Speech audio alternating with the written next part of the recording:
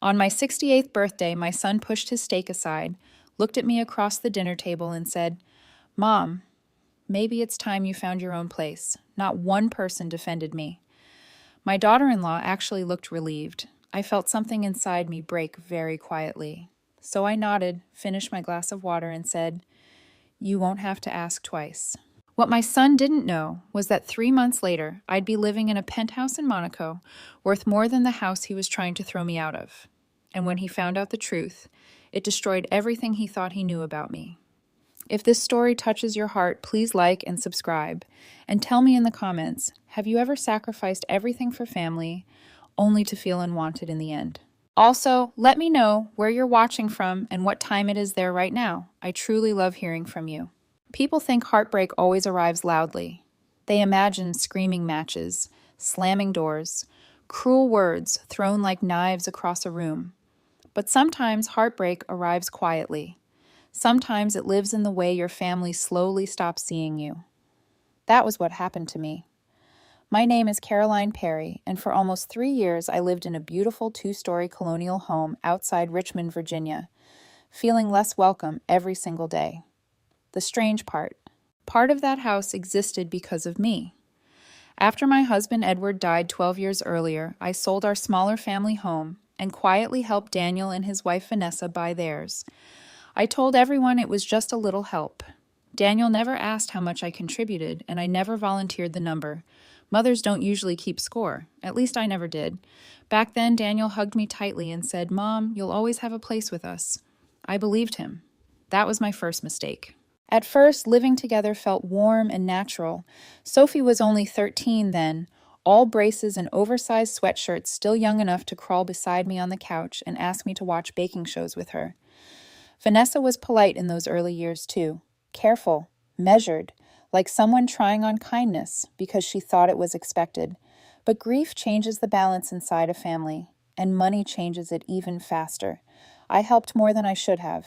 I paid for Sophie's private tutoring when Daniel's hours were cut during the pandemic. I covered a plumbing disaster that flooded their downstairs bathroom. I quietly handled part of Vanessa's credit card debt after she cried at the kitchen counter one night, saying they were drowning. I even paid the property taxes one year without telling anyone. Daniel thanked me every time.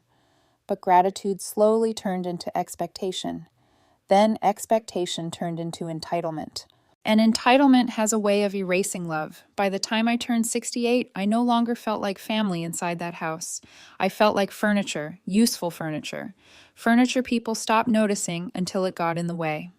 One morning, I came downstairs and found Vanessa replacing framed family photos in the hallway. The old pictures included one of Edward and me dancing in our 40s. Another showed Daniel as a little boy sitting on my shoulders at Virginia Beach.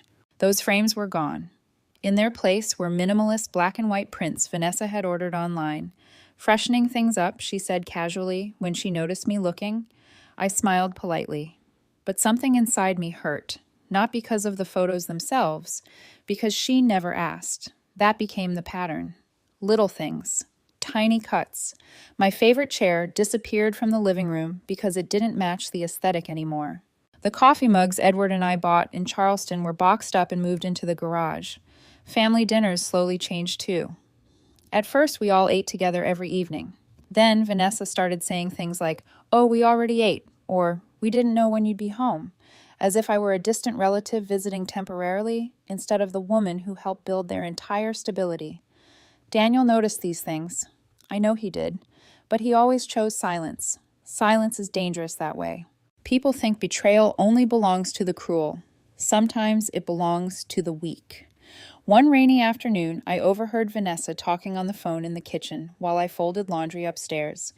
"She basically lives in that bedroom all day," she whispered.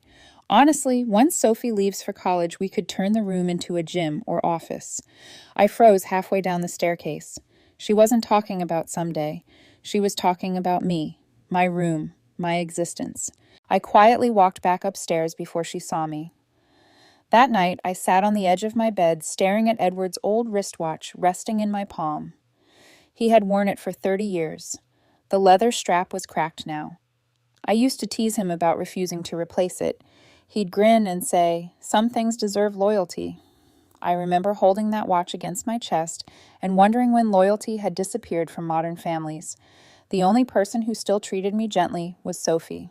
And even she had started looking nervous around me. One evening, she knocked softly on my bedroom door carrying a plate of brownies.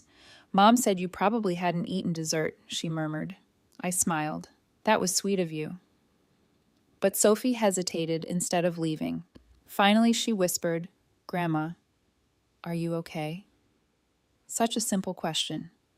Yet I nearly cried hearing it, because no one had asked me that in a very long time. I touched her hand gently.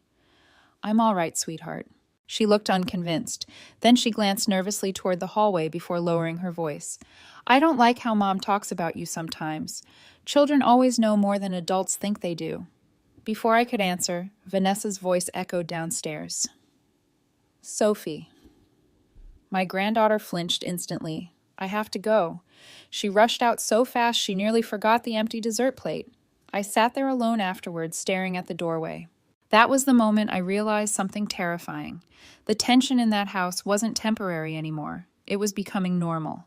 And once cruelty becomes normal inside a family, it grows roots. A week later, I accidentally walked into the kitchen while Daniel and Vanessa thought I was out grocery shopping. "She barely contributes anymore," Vanessa said sharply. I stopped cold behind the hallway wall. Daniel sighed heavily. "She's my mother, and she's living here for free." I almost laughed hearing that. Living there for free, I had spent thousands supporting that household, but I stayed silent and kept listening. Vanessa lowered her voice. "You need to start thinking long term. Your mother is getting older." Older. The way she said it made me sound like spoiled food approaching expiration. Daniel didn't respond immediately. Then he muttered the sentence that stayed with me for weeks. "Maybe after her birthday we should have the conversation." The conversation. As if I were some burden needing management. That night I couldn't sleep. I walked downstairs around 2 in the morning and sat alone in the dark kitchen. Rain tapped softly against the windows. The entire house was silent except for the refrigerator humming. I remember staring at the marble countertops I helped pay for, the expensive light fixtures, the polished hardwood floors. Everywhere I looked, I could see pieces of my sacrifice hidden inside their comfort. And suddenly, for the first time in years, a dangerous thought entered my mind. What if they had no idea who I really was? What if Daniel had spent so long seeing me as dependent? He never once imagined I had another life beyond this house. Because there were things about my marriage to Edward my son never knew. Secrets my husband protected for decades. Secrets tied to Europe, to investments, to a version of me I had buried long ago, and deep down I think part of me already knew. If my family wanted me gone, I was finally going to let them lose me completely. Cruelty rarely begins with screaming. If it did, most people would leave sooner. No real cruelty is quieter than that. It hides itself inside polite smiles, subtle exclusions, and tiny humiliations repeated so often you start questioning whether you're imagining them at all. That was how Vanessa operated, and the worst part was how carefully she did it. Everything she said could sound reasonable if repeated to outsiders. That's what made it so lonely.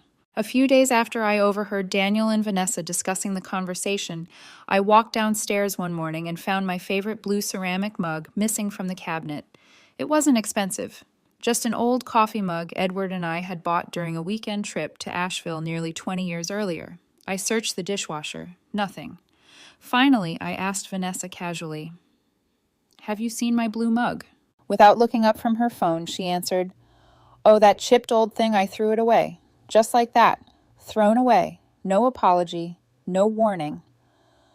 I stood there silently while she scrolled through social media like she hadn't just erased another small piece of my life. "You could have asked first," I said gently. Vanessa finally looked at me, then her expression already defensive. "It was cracked, Caroline. I didn't think it mattered. Didn't think it mattered."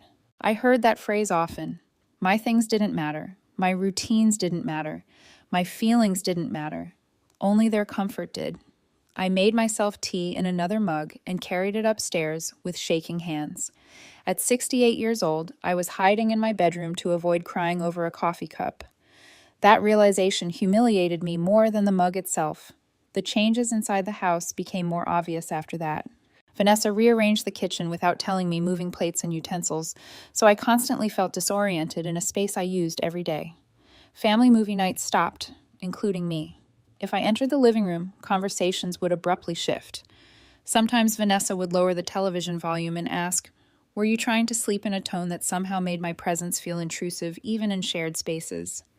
Daniel noticed all of it, but he'd only rub the back of his neck awkwardly and say things like, "Let's all just try to get along," as though mutual discomfort and targeted humiliation were the same thing. One Saturday afternoon, I came home from grocery shopping and found Vanessa standing outside my bedroom with the door open. She startled when she saw me. "Oh," she said quickly, "I was just looking for extra blankets." My stomach tightened. Her eyes flickered briefly toward my dresser drawer before she stepped aside. Maybe another woman would have confronted her, demanded answers. But when you spend years trying not to become difficult, you learn to swallow suspicion until it poisons you quietly from the inside. That evening, I checked my desk drawer. The envelope where I kept old bank papers had been moved slightly. Not stolen. Just disturbed enough for me to notice. I sat there staring at it for a very long time. Vanessa was looking for something, and suddenly I understood exactly what. Money. The irony almost made me laugh. If she had any idea how much she was underestimating me, she would have treated me very differently. But I had spent years hiding that side of my life. Partly because Edward insisted discretion protected families. Partly because I wanted Daniel to build his own identity instead of orbiting around wealth. And partly because I feared exactly this. Being loved for what I could provide instead of who I was. Unfortunately, hiding the truth hadn't protected me from being used anyway. One evening, Sophie found me sitting alone on the back porch, wrapped in a blanket, while the autumn wind rustled through the trees. "You're cold," she said softly. "I'm all right." She sat beside me anyway. For a while, neither of us spoke. Then she quietly asked, "Grandma, are you mad at Dad?" Children always ask the questions adults avoid. I looked out across the dark backyard. "I'm hurt," I admitted carefully. Sophie nodded, like she already knew. Then she whispered something that shattered me. "Mom says you make Dad feel guilty all the time." I turned toward her slowly. "Do you think that's true?" She shook her head immediately. "No, I think Dad feels guilty on his own." I almost smiled at that. There was more wisdom in that 16-year-old girl than in most adults I knew. Sophie leaned her head lightly against my shoulder. "I don't want you to leave." My chest tightened. "Who said I was leaving?" She hesitated too long before answering. That silence told me everything. Children hear every argument adults think they're hiding. That night, I lay awake, remembering Daniel as a little boy. After Edward and I divorced briefly during a difficult year in our marriage, Daniel used to crawl into bed beside me when thunderstorms scared him. He'd wrap his tiny arms around my waist and whisper, "You'll never leave me, right, Mom?" I never did. Not emotionally, not financially, not even after Edward passed away. I stayed available every time my son stumbled. College debt I helped. Career problems I helped. Mortgage pressure I helped. When Vanessa wanted a luxury kitchen renovation, they absolutely could not afford. Daniel came to me, embarrassed and apologetic. I wrote the check anyway. Because mothers convince themselves sacrifice is love. Sometimes it is. Sometimes it's simply permission for people to keep taking. A week before my birthday dinner, I accidentally overheard another conversation. This time it was worse.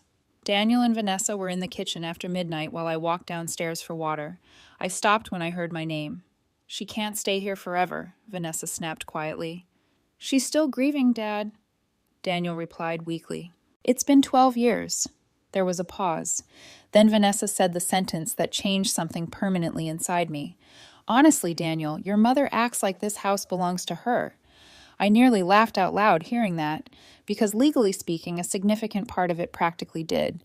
The down payment I contributed had never been formally acknowledged within the family. But the paperwork existed, and suddenly, for the first time, I realized something else, too. They had become so comfortable underestimating me that they no longer even considered the possibility of consequences. Daniel sighed heavily. "We'll talk to her after the birthday dinner." Again, the conversation. As though my future were a scheduling inconvenience. I quietly returned upstairs before they noticed me. Once inside my room, I locked the door and sat beside the window trembling. Not from fear anymore, from clarity. Because something cold and undeniable had finally settled inside me. My son no longer saw me as his mother. Vanessa no longer saw me as family. I was simply an aging obstacle standing in the way of the life they wanted.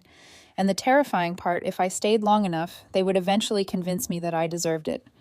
That night, for the first time in years, I opened the hidden leather folder Edward left me before he died. Inside were account numbers, European property documents, investment records, and one business card I hadn't touched in nearly a decade. Nathan Cole, New York attorney. My fingers hovered over the card for several seconds before I finally picked up my phone. It was almost 1 a.m, but somehow I knew he would answer, and when he did, his voice sounded calm and unsurprised. "Mrs. Perry," he said softly, "I was wondering how much longer it would take before you called."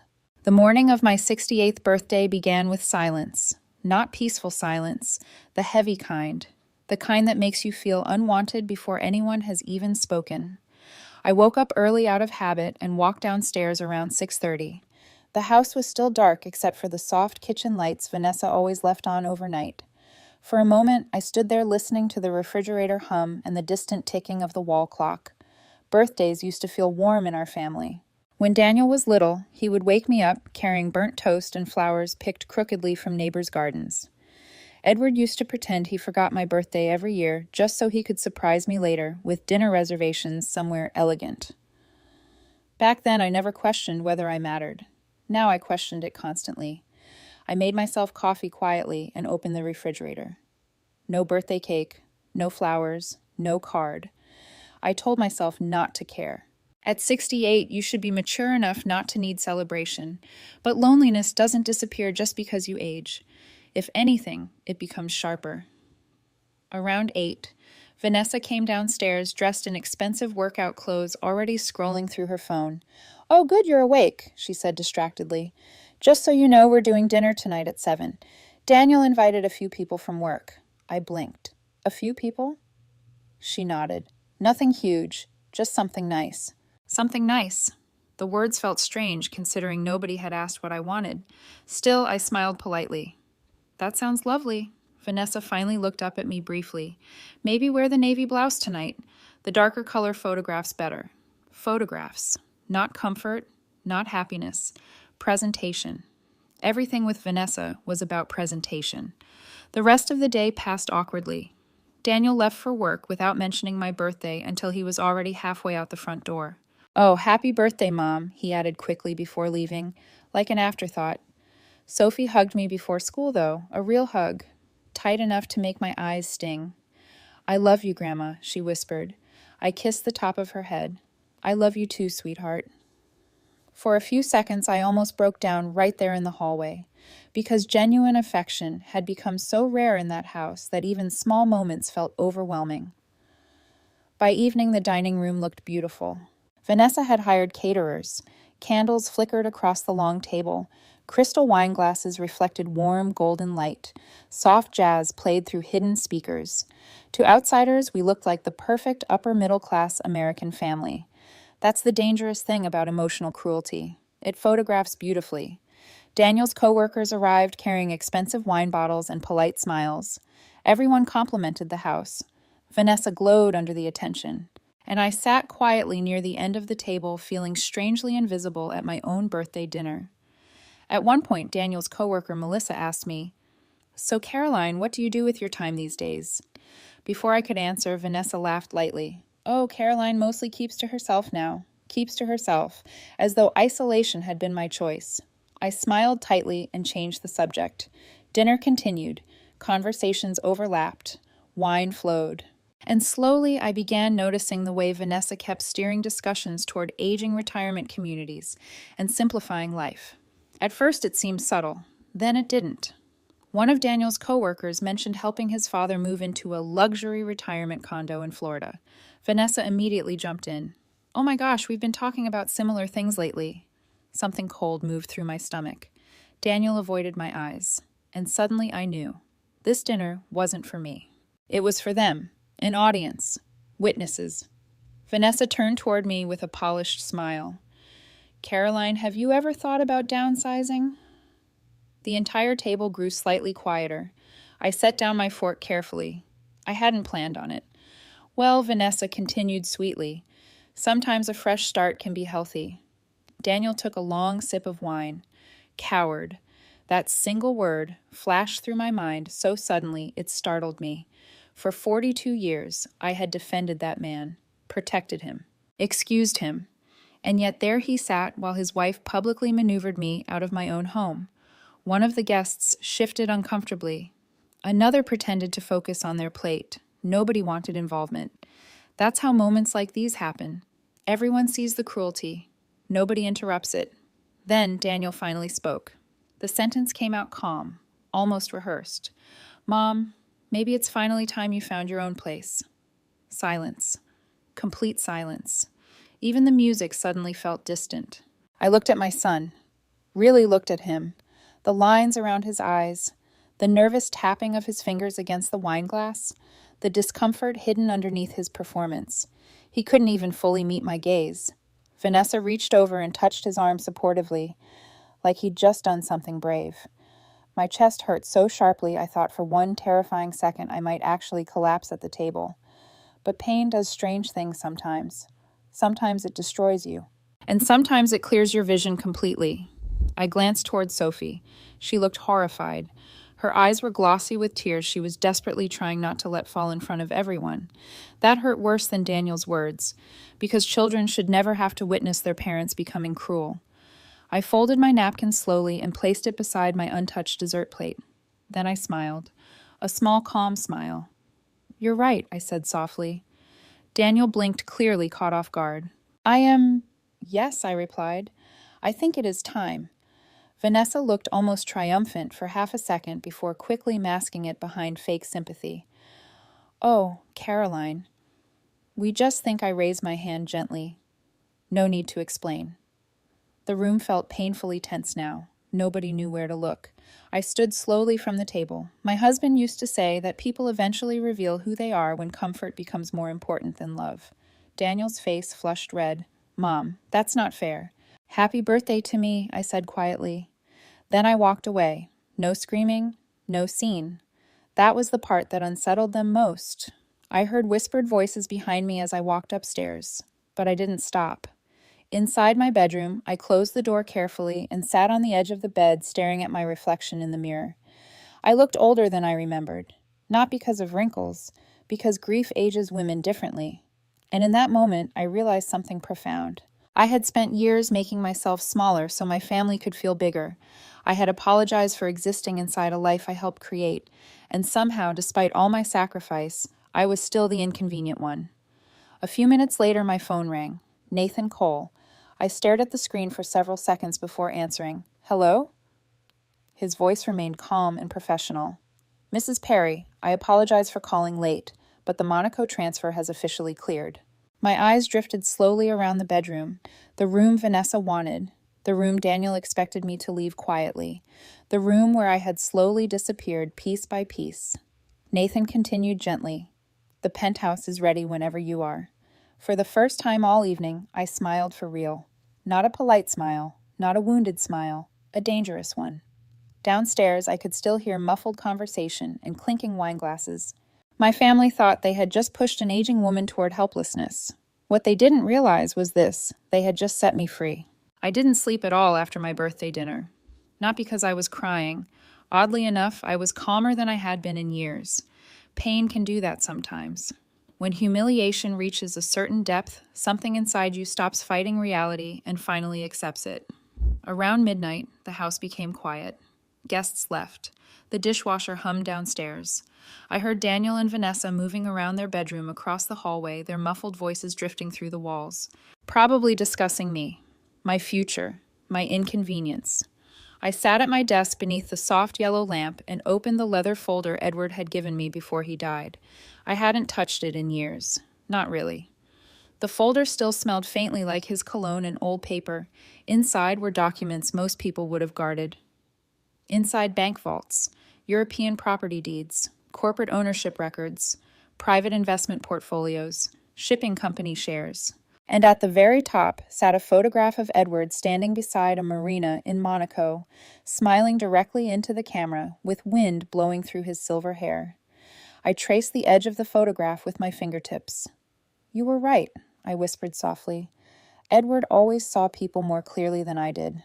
That was one of the reasons I loved him, and one of the reasons our marriage sometimes hurt." 35 years earlier, before Daniel was born, Edward had built international business relationships across Europe. Most people thought he worked in logistics and maritime consulting. That was technically true, but it wasn't the whole truth. Edward invested quietly, aggressively, strategically. While other men bought flashy cars to prove success, my husband bought ports shipping shares and foreign real estate before anyone realized their value. He once told me, "The richest people in the world are usually the quietest people in the room." And Edward was very quiet, especially around family. When Daniel was a teenager, Edward tried several times to teach him financial discipline. But Daniel grew up in comfort without understanding sacrifice. He spent money emotionally, carelessly. Whenever consequences approached, someone rescued him, usually me. Edward worried about that constantly. "He's kind," he once told me during a trip to Nice many years ago, "but kindness without accountability creates weak men." At the time, I defended our son fiercely. "He's young," I argued. Edward only sighed. "He's always young to you, Caroline." Now, sitting alone in that bedroom at 68 years old, I hated admitting how right my husband had been. The truth was, Daniel never fully understood money because he never fully understood loss. Edward did. I did. We came from very different worlds than our son. Before Edward became successful, we spent years struggling together. There were winters when our apartment heater barely worked, summers when I stretched groceries so carefully I could calculate meal costs in my head without writing anything down. I worked temporary office jobs, while Edward traveled constantly trying to secure contracts. Some months we survived entirely on hope. And strangely enough, those were some of the happiest years of my life. Because we were partners. Everything we built together. Then success arrived slowly, then all at once. By our late 50s, Edward's European investments had quietly multiplied into serious wealth, but he refused to live extravagantly in America. "No one needs to know," he'd say. And honestly, I agreed. We kept our Virginia home modest. We drove sensible cars. Daniel grew up upper middle class without understanding just how much wealth existed behind the scenes. Edward preferred it that way. Then came the heart attack. Sudden. Cruel. One ordinary Tuesday morning, my husband kissed me goodbye, complained jokingly about airport coffee, and died 6 hours later in a London hospital. Sometimes I still struggle believing how quickly a life disappears. After Edward's funeral, Nathan Cole arrived at my house carrying 3 locked document cases. I remember staring at him in confusion while rain hammered the windows outside. "There's significantly more than your son realizes," Nathan told me carefully. I almost laughed through my grief. Edward always said that. Nathan didn't smile. He structured everything intentionally, Mrs. Perry. That was when I learned the full scale of my husband's private holdings, shipping interests in Europe, commercial properties, investment accounts, and a luxury penthouse development opportunity in Monaco Edward had partially invested in years earlier. I was overwhelmed, not excited. Overwhelmed, because money after death feels different than money during life. It doesn't feel glamorous. It feels lonely. Nathan had asked me then whether I planned to tell Daniel everything. I said no immediately, not because I didn't love my son, because I did. Too much, maybe. I wanted Daniel to call me because he missed me, not because he saw me as access to wealth. I wanted holidays that felt genuine, conversations untouched by greed. So I hid most of the truth. I downsized certain visible assets, maintained privacy, and whenever Daniel struggled financially, I simply helped. At first it felt harmless, but over time, secrecy created imbalance too, because Daniel began seeing my generosity as normal rather than extraordinary, and Vanessa assumed I was simply a dependent widow clinging to relevance. I should have corrected that assumption years ago. Instead, I kept shrinking myself to preserve peace. A soft knock interrupted my thoughts. I quickly closed the folder. "Come in." The door opened slowly.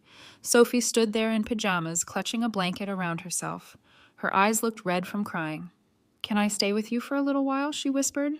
My heart broke instantly. Of course. She climbed onto the bed beside me the way she used to as a child.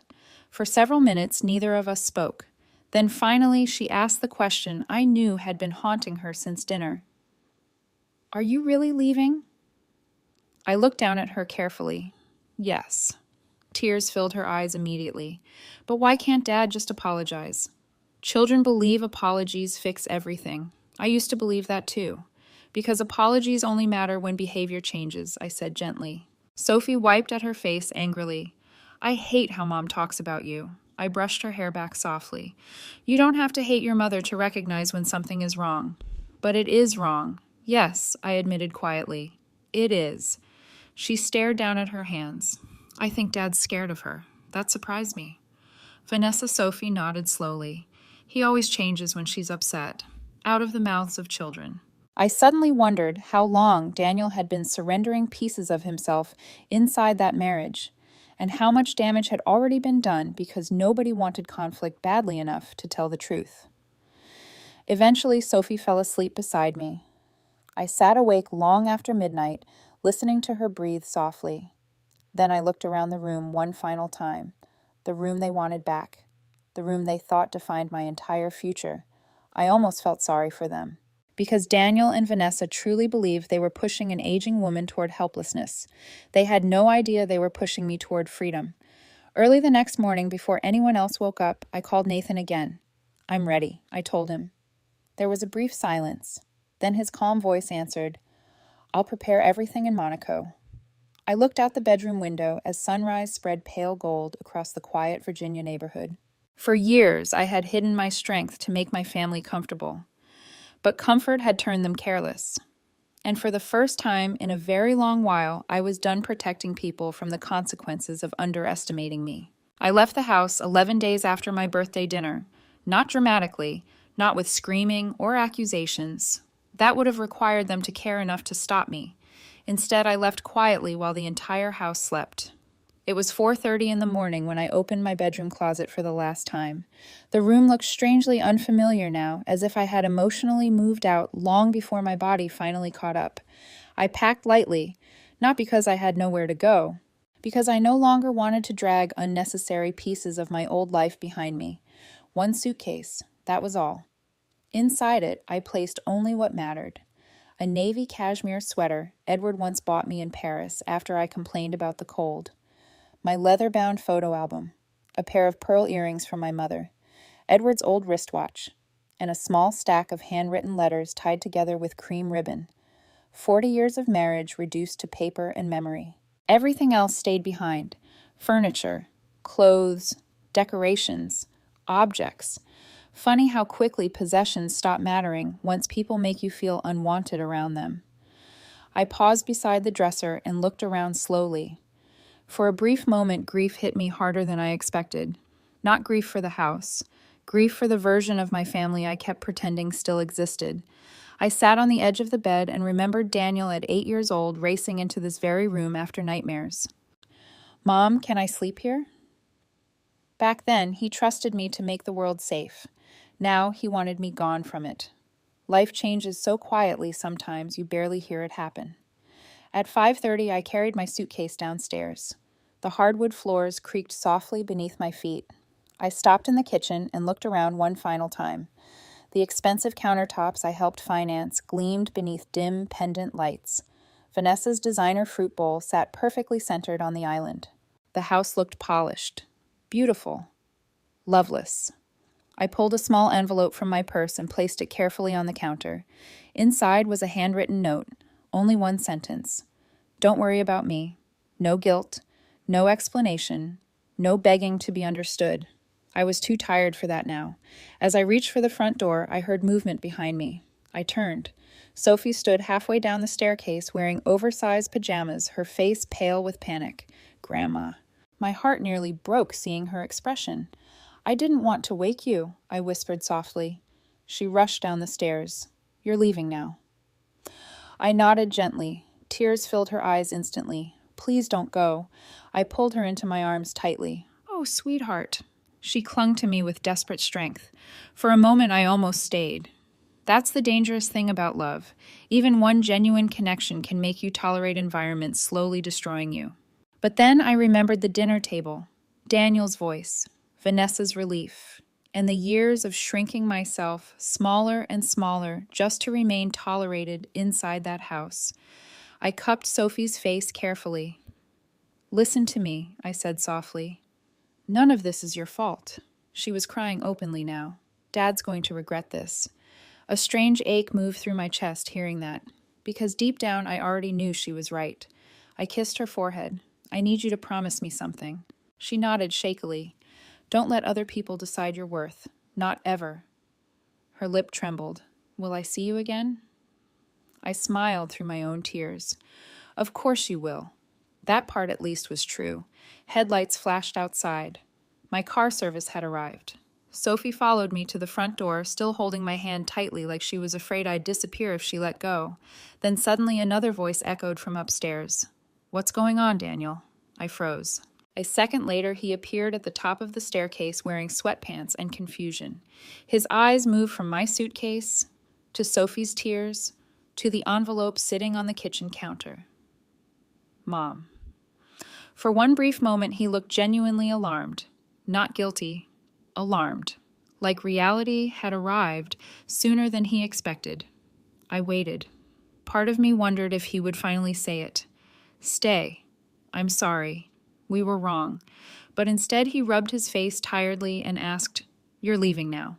Such a small sentence, yet somehow it told me everything. Not "Why are you leaving?" Not "Please don't go." Just logistical surprise. I nodded calmly. Yes. He glanced awkwardly toward the window where the black town car waited outside. "Where are you going?" I almost smiled. For years, my son had assumed my life began and ended inside his home. He had no idea how large my world actually was. "I'll be all right," I said softly. Daniel shoved his hands into his pockets. "Well, maybe this is for the best." Sophie gasped quietly beside me. Even Daniel looked ashamed immediately after saying it. But shame arrived too late now. I studied my son carefully. 42 years old, still handsome, still carrying traces of the sweet little boy I once knew, but buried beneath layers of weakness avoidance and selfish comfort. The hardest part about motherhood is realizing love cannot save people from becoming themselves. I walked toward him slowly. For one impossible second, I considered hugging him goodbye. Instead, I simply touched his arm gently. "I hope one day you understand what you traded away so casually." His face tightened. "Mom, it's not like that." But neither of us believed him anymore. Vanessa never came downstairs. That didn't surprise me. I think she preferred avoiding emotional scenes she couldn't fully control. Or maybe she was lying upstairs relieved that the problem had finally removed itself. Either way, I didn't care enough to wonder for long. Outside, the early morning air felt cold and sharp against my skin. I placed my suitcase into the car trunk while Sophie stood crying quietly near the doorway. Then, just before I got inside, Daniel called after me. "Mom." I turned. He looked uncomfortable, lost. "Call me when you get settled, okay?" There it was again, that distance, as though I were relocating to a nearby condo instead of emotionally walking out of his life. I nodded politely. Then I got into the car, and just like that, after years of sacrifice, heartbreak, and invisibility, I left. As the car pulled away from the house, I looked back only once. Sophie still stood in the doorway, hugging herself. Daniel remained behind her, frozen beneath the porch light. The house grew smaller and smaller in the distance until finally it disappeared completely. And something strange happened then. I expected devastation. Instead, I felt relief. Not happiness yet, but relief. Like I had finally stopped holding my breath after years underwater. By 8:30 that morning, I was seated in first class on a flight to New York. Daniel believed I was heading toward some quiet retirement apartment. Vanessa probably assumed I'd eventually beg to return. Neither of them understood who I truly was. Nathan had already arranged everything. The transfer, the property, the accounts, Monaco. I stared out the airplane window as clouds drifted beneath us like endless white oceans. For the first time in many years, nobody needed anything from me. No bills, no emotional labor, no shrinking, no apologizing for existing. Just silence. freedom. And somewhere across the Atlantic Ocean, waiting high above the Mediterranean coastline, stood a penthouse my husband secretly bought for the woman he always believed I could become again. The first thing I noticed about Monaco was the light, not the wealth, not the yachts, not the impossible beauty of the Mediterranean stretching endlessly beneath the cliffs. The light. It touched everything differently there. In Virginia, the world had begun to feel gray to me long before I left. Even sunny days inside Daniel's house carried heaviness somehow, as though tension had settled permanently into the walls. But Monaco felt alive, golden, almost unreal. When my car climbed the winding coastal roads from Nice airport into the principality itself, I stared silently through the window like someone waking from a long illness. Luxury boutiques lined elegant streets. Palm trees swayed beside terraces overlooking the sea. White yachts floated inside the marina like moving pieces of art. And for the first time in years, nobody looked at me like I was old. That surprised me most. People saw me, not as a burden. Not as a widow occupying extra space, simply as a woman. Nathan had arranged for a private driver to meet me at the airport. He was polite, discreet, and spoke very little during the drive. Edward always valued discretion. I realized that part of his world still operated exactly the same way. The penthouse stood atop a modern cream-colored building overlooking Port Hercules. As the car pulled into the underground garage, my stomach tightened unexpectedly. Not from fear, from disbelief. Because suddenly everything became real. I wasn't escaping temporarily anymore. I had actually left my old life behind. A tall, silver-haired woman greeted me inside the private elevator lobby before I even reached the top floor. "Caroline Perry," she said warmly, opening her arms. "You took far too long to come back to Europe." I laughed softly through sudden emotion. Gloria. Gloria Bennett had been one of Edward's oldest friends. American-born like me, but living in Monaco for nearly 25 years after marrying a French hotel investor. She hugged me tightly. Then she leaned back and studied my face carefully. "You look exhausted," she said gently. "I think I've been exhausted for years." Her expression softened immediately. "Well," she replied, "that ends now." The elevator doors opened directly into the penthouse, and I stopped breathing. Floor-to-ceiling glass windows stretched across the entire living room, revealing the Mediterranean glittering beneath the afternoon sun. The sea looked endless, blue in a way that almost didn't seem natural. Elegant cream furniture filled the open living space. Fresh white orchids sat atop marble tables. A grand piano rested near the windows, though I hadn't played in years. Everything felt calm, quiet, expansive, like a life untouched by emotional tension. I walked slowly toward the glass overlooking the harbor. Below, tiny figures moved along the marina beside million-dollar yachts. Far in the distance, sunlight danced across the water like shattered gold. For several seconds, I couldn't speak. Then Gloria quietly said behind me, "Edward designed most of this himself." I turned sharply. "What?" She nodded. "He bought into the development years ago. Always said this would be yours someday." My chest tightened painfully. Even after death, that man somehow still understood me better than anyone else ever had. Gloria touched my arm gently. "He worried you'd spend the rest of your life making yourself small for other people." Tears filled my eyes instantly, because that was exactly what I had done. For Daniel, for peace, for family harmony, for the illusion that sacrifice guaranteed love. I turned back toward the ocean quickly before the tears could fall. The truth was, I didn't know how to exist in a life centered around my own happiness anymore. That realization frightened me. Later that evening, Gloria insisted we have dinner on the terrace. Soft music drifted from somewhere below, while warm Mediterranean air moved gently through the open space. Candles flickered between us, as servers brought sea bass, roasted vegetables, and wine I probably couldn't pronounce properly. Everything felt impossibly elegant, and yet strangely peaceful. Not performative luxury, not Vanessa-style showing off. Just beauty, without tension. Halfway through dinner, Gloria studied me carefully over her wineglass. So she asked softly what finally happened. I stared down at my plate for several seconds.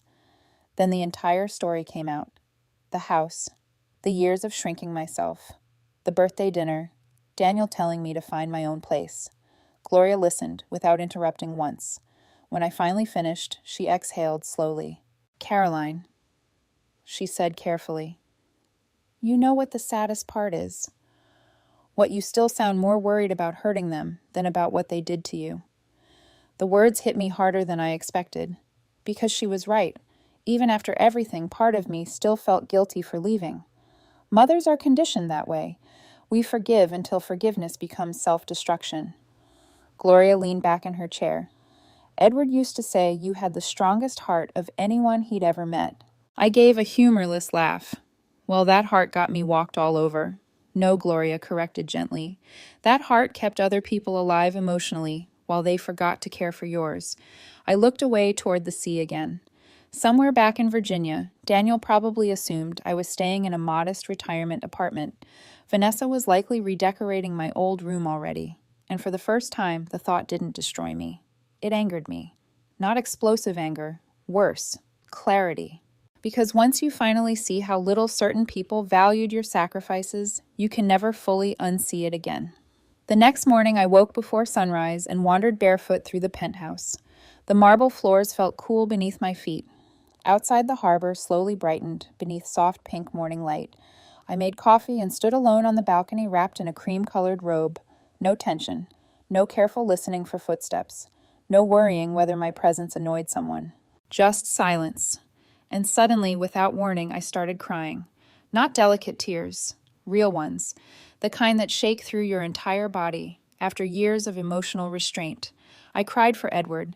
For the younger version of myself who thought endless sacrifice guaranteed loyalty.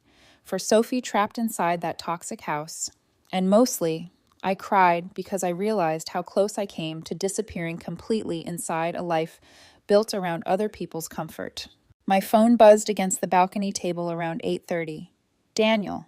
I stared at the screen, then silenced it. A minute later, another call came.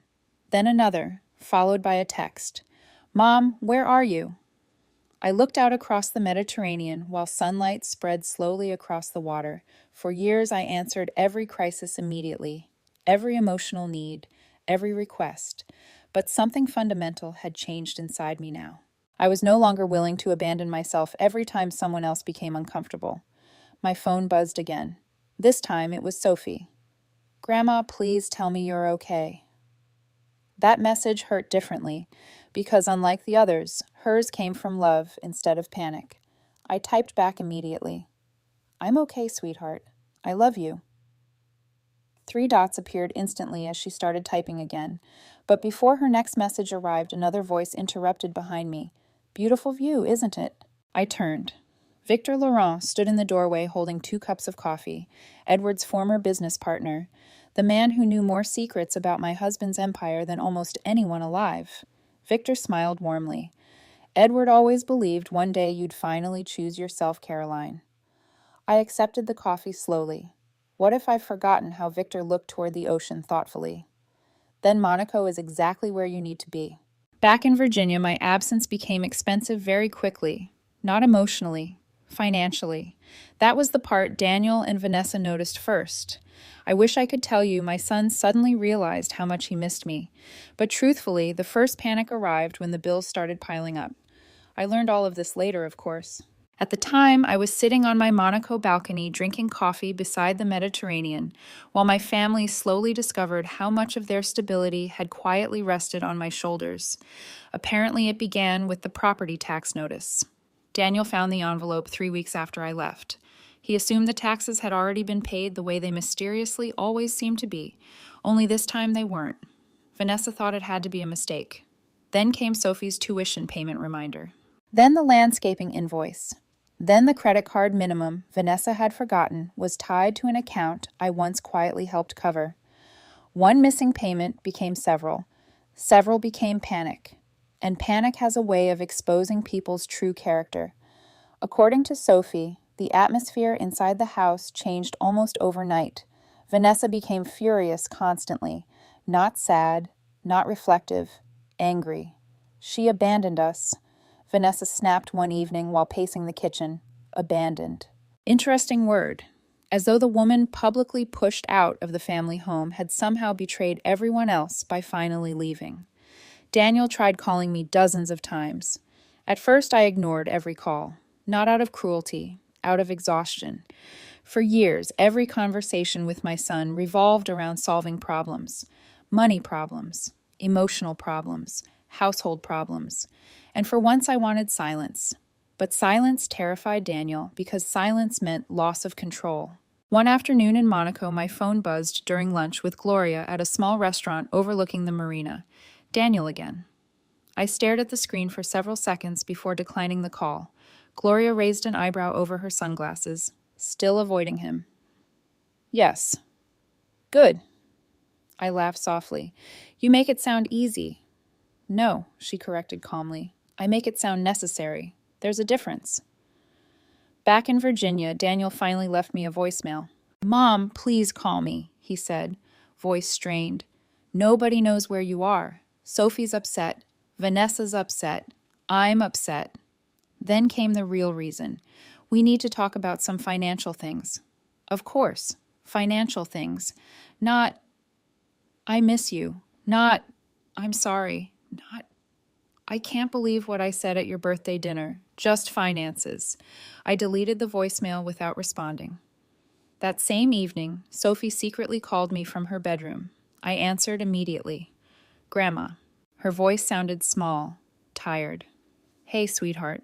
I miss you. 3 simple words, and suddenly I had to blink back tears. I miss you too. She lowered her voice. Things are really bad here. I leaned back slowly in my chair, overlooking the sea. What happened? Sophie hesitated. Then everything poured out. Vanessa arguing constantly with Daniel. Daniel drinking more than usual. Tension filling the house every night. Apparently, Vanessa had become obsessed with understanding my finances. She keeps asking Dad how much money you have, Sophie whispered. But he says he doesn't know. That made me laugh softly despite myself. Daniel truly didn't know, not even close. For years, he assumed I lived modestly because I needed to. In reality, I lived modestly because I wanted peace. There's a difference wealthy people rarely explain to others. Real wealth often hides itself, especially old money. Especially people like Edward. Grandma. Sophie hesitated carefully. Mom thinks you're pretending to be helpless. I went still. What do you mean? She said nobody just disappears unless they're hiding something. Smart woman, that Vanessa. Manipulative, cruel, but smarter than Daniel. She's been going through your old paperwork, Sophie admitted quietly. A cold stillness moved through me. What paperwork? The boxes in the garage. I stared out across the Mediterranean in silence. So Vanessa had finally started digging. Part of me almost admired her persistence. Unfortunately for her, Edward had spent decades structuring our affairs, specifically to prevent greedy people from accessing them carelessly. Even I didn't fully understand everything for years. Sophie's voice trembled slightly. Grandma, are you coming back? I closed my eyes briefly. No, sweetheart, not right now. She sniffled softly. I hate it here lately. That sentence broke my heart more than anything else, because children absorb emotional poison even when adults pretend they don't. After we hung up, I sat alone on the balcony long after sunset, watching lights shimmer across the harbor. Monaco looked magical at night, elegant, untouchable, and yet all I could think about was Sophie trapped inside that house while her parents spiraled. The next morning, Nathan arrived at the Penthouse carrying several folders. He looked perfectly composed as always. Good news first, he said. Your portfolio performed exceptionally well this quarter.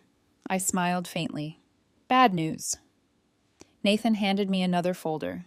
Your daughter-in-law has started making inquiries. I opened the folder slowly. Private investigators, financial searches, background requests. Vanessa was trying to uncover the truth. She's persistent, Nathan observed calmly. She's frightened. No, he corrected. She's losing access. That distinction mattered. People rarely panic over losing relationships as intensely as they panic over losing comfort. Nathan sat across from me. There's another issue. I looked up. Daniel recently contacted one of your former accountants. I frowned. Why Nathan's expression darkened slightly. He's asking questions about your competency. The word hit me like ice water. Competency. I understood immediately. They were laying groundwork, carefully, quietly. The same way families often begin positioning older relatives for financial control. Suddenly, dozens of moments from the past few years replayed differently in my mind. Vanessa commenting on my memory occasionally, Daniel asking whether I felt confused lately whenever I disagreed with them. Tiny observations planted casually over time. Not concern, preparation. I stared down at the papers in front of me. You think they'd actually try something legal? Nathan answered carefully. I think desperate people become morally flexible faster than most families expect. I looked away toward the sea again.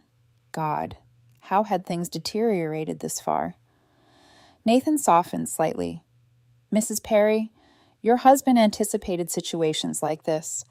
I gave a humorless smile. Edward anticipated everything. He loved you very much. That part still hurt, because Edward spent years trying to teach me something I resisted understanding. Love without boundaries invites exploitation. And now, sitting inside a multi-million-dollar Monaco penthouse while my own son quietly investigated ways to question my competency, I finally understood. Later that evening, Gloria hosted a small dinner party on her terrace. Elegant older couples laughed softly over wine while yachts drifted beneath the moonlight below. One woman complimented my bracelet. Another asked whether I planned to stay in Monaco permanently, and for the first time in years, I answered honestly. I think I might. The words startled even me, but they also felt right, peaceful. Then my phone buzzed again. Daniel. This time, instead of declining the call, I answered. Silence greeted me for several seconds. Then my son finally spoke. Mom, where are you? I looked out across the Mediterranean glittering beneath the night sky, and suddenly I realized something profound. For the first time in his entire life, Daniel Perry truly had no idea where his mother stood anymore. I'm somewhere beautiful, I said quietly. Then I hung up. The lawyer's letter arrived on a Tuesday morning. According to Sophie, Vanessa spotted the certified envelope first. She had apparently become obsessed with checking the mailbox before Daniel even woke up. Fear does strange things to people, especially when money is involved. Nathan had shown me the final draft before sending it. Clean, precise, impossible to emotionally manipulate. Very Edward. The letter formally informed Daniel that all discretionary financial assistance previously provided by me had permanently ended. No more tuition supplements, no more emergency transfers, no more silent bill payments, no access to trusts, no authority over assets. And perhaps most importantly, all future communication regarding financial matters would go through legal counsel. When Nathan first read the document aloud in my Monaco living room, I felt physically ill. Not because it was unfair, because it was necessary. That's the tragedy of boundaries established too late in life. They feel cruel even when they're healthy. You don't owe anyone continued access to you, Nathan reminded me calmly. I remember staring down at the signed papers. I know. But emotionally, mothers are conditioned differently. We're taught that love means endless availability, even after betrayal, even after humiliation, even after being discarded. The problem is that unconditional love without accountability eventually becomes permission, and I was finally done giving permission. Still, the aftermath hit harder than I expected. That evening, Sophie called me in tears. Grandma, they're fighting really bad. I closed my eyes immediately.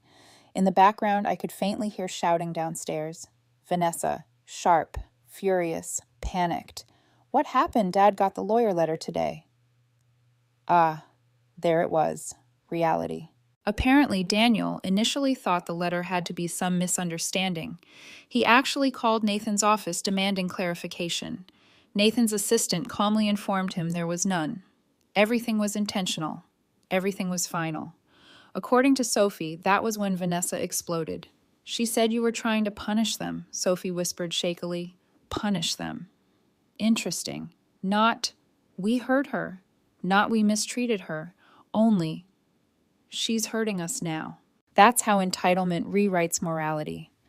I sat quietly beside the Monaco balcony windows while Sophie cried softly into the phone. The Mediterranean shimmered peacefully beyond the glass, almost painfully beautiful compared to the chaos unfolding back in Virginia. I hate this, Sophie whispered. I know, sweetheart. She keeps saying you abandoned the family. Something inside me hardened hearing that, because I finally understood something clearly. Vanessa needed me to become the villain, otherwise she'd have to face what they actually did to me. And people willing to emotionally exploit others rarely tolerate mirrors very well. Grandma Sophie hesitated. Can I tell you something without you getting mad? Of course. She told Dad maybe you're not mentally stable anymore. Silence. Absolute silence. For several seconds, I genuinely couldn't speak, because even though Nathan warned me this might happen, hearing it out loud still felt horrifying. She said older people sometimes make irrational financial decisions. Sophie continued nervously. And maybe somebody's manipulating you, manipulating me. The irony almost made me laugh. After years of being emotionally manipulated inside my son's home, suddenly, I was the vulnerable one. I walked slowly onto the balcony, gripping the phone tighter. Did your father say anything? He told her to calm down. No. Not that's ridiculous. Just calm down. Cowardice again. That familiar weakness that allowed cruelty room to grow. After we hung up, I sat outside alone for nearly an hour, staring across the dark water. The air smelled like salt, an expensive perfume drifting upward from nearby restaurants below. Somewhere far off, music echoed faintly through the marina. Monaco remained beautiful. But suddenly I felt very old. Not weak, just tired. Tired of realizing how quickly love can become transactional inside families. The next morning, Nathan arrived earlier than usual. One look at my face and he immediately understood. Sophie told you, I nodded. Nathan placed a folder on the table carefully. There's more. I stared at him warily. Daniel contacted another attorney yesterday. Coldness spread through my chest. What kind of attorney? Elder care litigation. I looked away immediately toward the ocean. For several seconds, I couldn't breathe properly. Because no matter how prepared you think you are, there's something uniquely devastating about realizing your own child is exploring legal pathways to question your independence. They don't have grounds, Nathan said firmly. That's not the point. No, the point was psychological, to destabilize me, pressure me, scare me into returning under their control. Nathan sat across from me calmly. Mrs. Perry, I need to ask directly. Do you want to protect your assets aggressively if necessary? The question lingered heavily between us. Did I? Part of me still resisted thinking about Daniel like an adversary. But another part finally understood something painful. Protecting myself wasn't cruelty, it was survival. Yes, I answered quietly. Nathan nodded once. I'll begin additional protections immediately. After he left, I wandered aimlessly through the penthouse, feeling strangely detached from my own life. Everything around me looked luxurious. Perfect. Yet emotionally, I felt like I was standing inside the ruins of motherhood itself. How had we reached this point? I thought about every sacrifice I made for Daniel, every school event, every sleepless night, every financial rescue, every excuse I created for his weaknesses because I loved him too much to let consequences reach him fully. Maybe that was my failure, not loving him, protecting him from reality so completely that he never learned emotional accountability. That afternoon, Gloria convinced me to walk through the gardens near the casino district. You need air, she insisted. She was right. The weather was beautiful. Sunlight poured across the stone walkways, while tourists wandered luxury storefronts carrying shopping bags worth more than most people's rent. But even there, my thoughts stayed trapped back in Virginia. At one point, Gloria stopped beside a fountain and looked at me carefully. You still blame yourself. I gave a tired smile. Don't all mothers? Good mothers do, she corrected, even when they shouldn't. We sat together on a shaded bench overlooking the harbor. Then Gloria said something I'll never forget. Caroline, your son may love you, but right now he also feels entitled to you. Those are not the same thing. The truth of that hit painfully deep, because entitlement disguises itself as love all the time inside families. Children grow accustomed to sacrifice until sacrifice feels owed, and when access disappears, they call it betrayal. That evening, my phone rang again. Daniel. This time I answered immediately. His voice sounded exhausted. Mom, what is all this? What do you mean the lawyer, the accounts, The block transfers. I remained calm. You were comfortable asking me to leave your home, Daniel. That's not what this is about. Isn't it? He exhaled sharply. You're acting irrationally. There it was. The word. Not emotional, not hurt. Irrational. The groundwork had already begun. I felt something inside me go very still. No, I said quietly. For the first time in years, I'm acting clearly. Silence. Then Daniel asked the question that finally revealed everything. How much money do you actually have? Not. Are you okay? Not where are you living? Only money. I closed my eyes briefly, and suddenly, after months of pain, disappointment, and heartbreak, I stopped feeling guilty. Because in that moment, I finally understood. My son wasn't calling his mother anymore. He was calling the resource he thought he lost. And for the first time in my entire life, I refused to rescue him from the consequences of who he had become. Daniel arrived in Monaco 2 weeks later. I knew he was coming before he ever boarded the plane. Nathan informed me the moment Daniel's assistant contacted his office, requesting a meeting to resolve family misunderstandings. Family misunderstandings. Interesting phrase, as though public humiliation, emotional neglect, and quiet financial exploitation were simply unfortunate communication errors. Still, I agreed to see him. Not because I was ready to forgive, because part of me needed to finally look at my son without the walls of obligation surrounding us, and another part wanted him to see exactly what he had underestimated. The morning Daniel arrived, Monaco shimmered beneath brilliant sunlight. The harbor below the penthouse sparkled like liquid glass, while expensive yachts drifted lazily across the water. I stood near the balcony, wearing cream linen pants and a silk blouse Gloria insisted brought out my eyes. Strange how differently women carry themselves once they stop apologizing for existing. Nathan stood beside the dining table, reviewing documents calmly. You don't owe him access to anything emotionally, he reminded me. I know. Do you? I didn't answer immediately, because motherhood complicates clarity. No matter how deeply your child wounds you, part of your heart still remembers them small, still remembers sticky fingers reaching for yours, still remembers lullabies and fever nights and first days of school. That's the tragedy of maternal love. Memory keeps fighting reality long after reality has already won. At noon sharp, the private elevator chimed softly. Then the doors opened, and Daniel stepped into my Monaco life looking completely unprepared for it. He froze immediately. I watched his eyes move slowly across the penthouse, the marble floors, the massive ocean view windows, the modern artwork, the grand piano, the terrace overlooking millions of dollars worth of coastline. Shock transformed his entire face, not subtle surprise, real shock. For several seconds, he genuinely couldn't speak. Then finally, oh my God, I remained calm. Hello, Daniel. He stared at me like he was seeing me for the first time in his life. And perhaps he was, because the woman standing before him no longer looked diminished. I wasn't hiding inside oversized sweaters trying not to inconvenience anyone anymore. I stood straight, peaceful, composed, dangerously clear-eyed. Daniel ran a hand through his hair slowly. This place is yours. Yes. His gaze shifted again around the penthouse. How I almost smiled. Not because it was funny, because even now his first instinct wasn't emotional understanding. It was financial calculation. Nathan stepped forward politely. Mr. Perry. Daniel looked startled, noticing him. Nathan. Would you like coffee? Daniel blinked several times. No, I just... His composure visibly cracked. You live here, I do. The silence stretched heavily between us.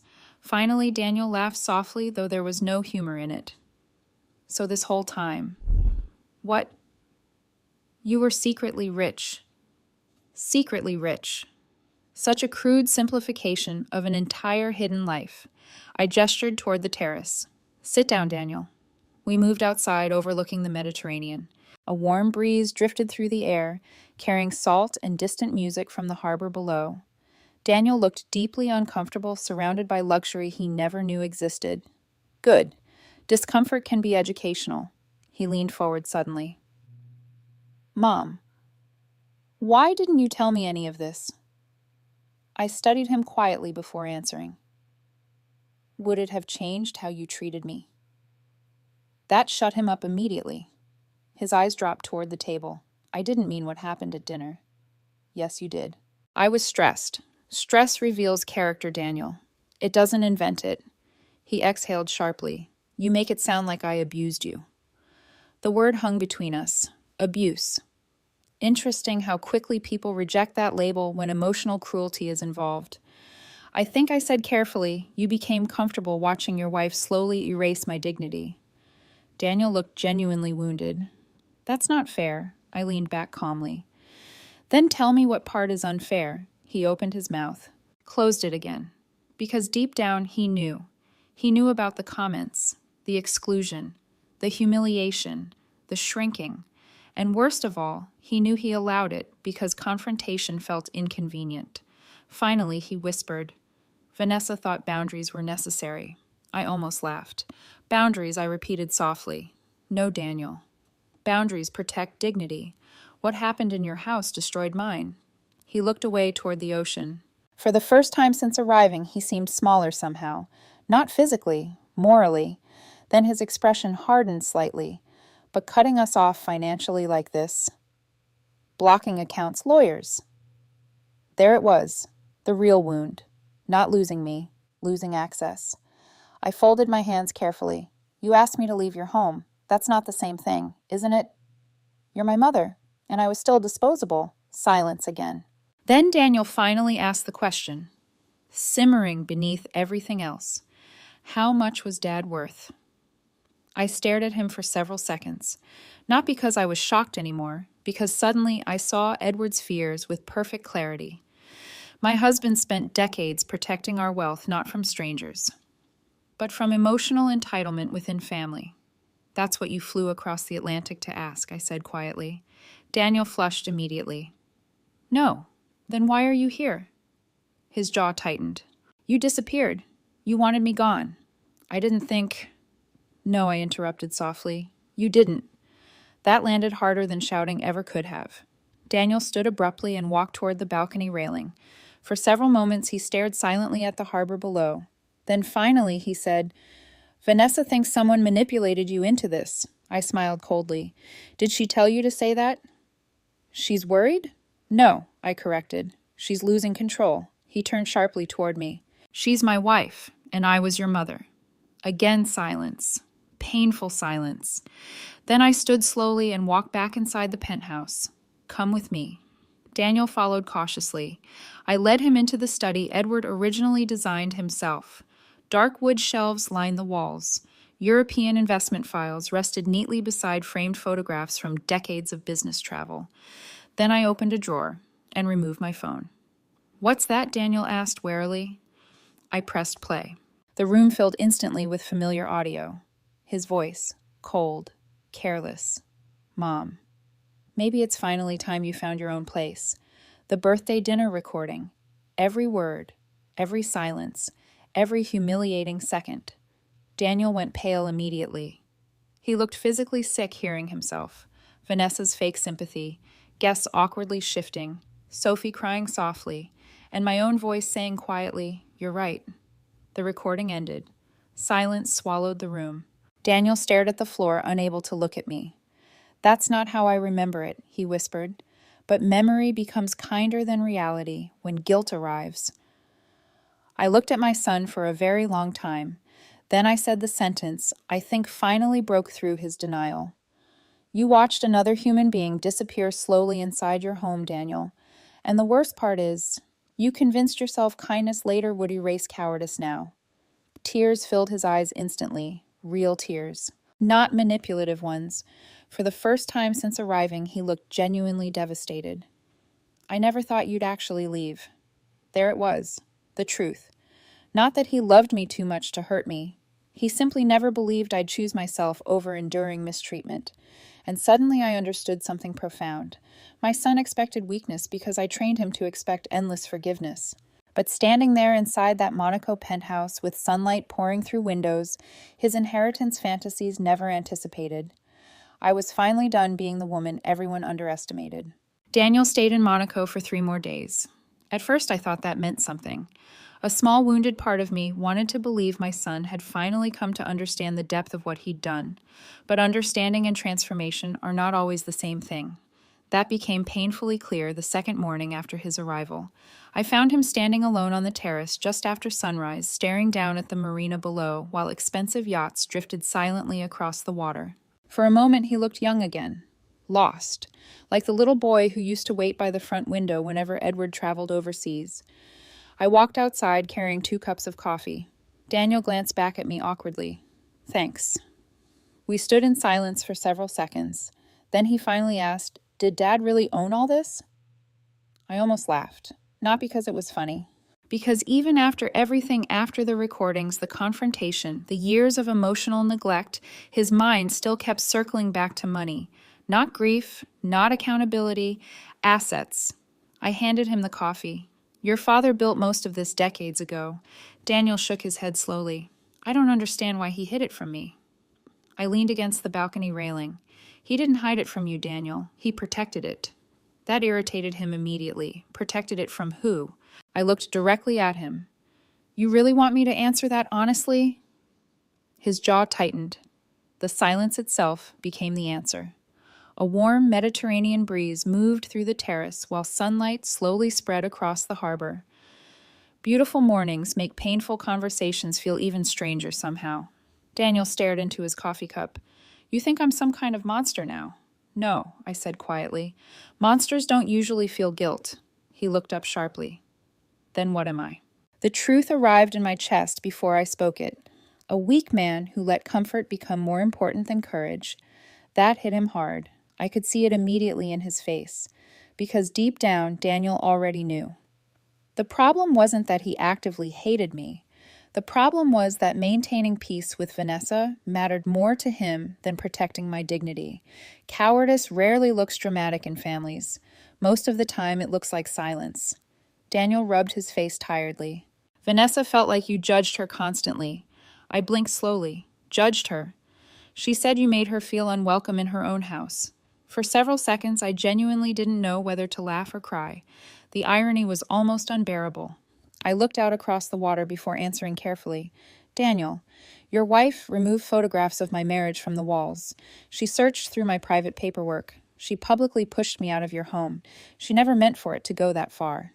But it did go that far. Again, silence.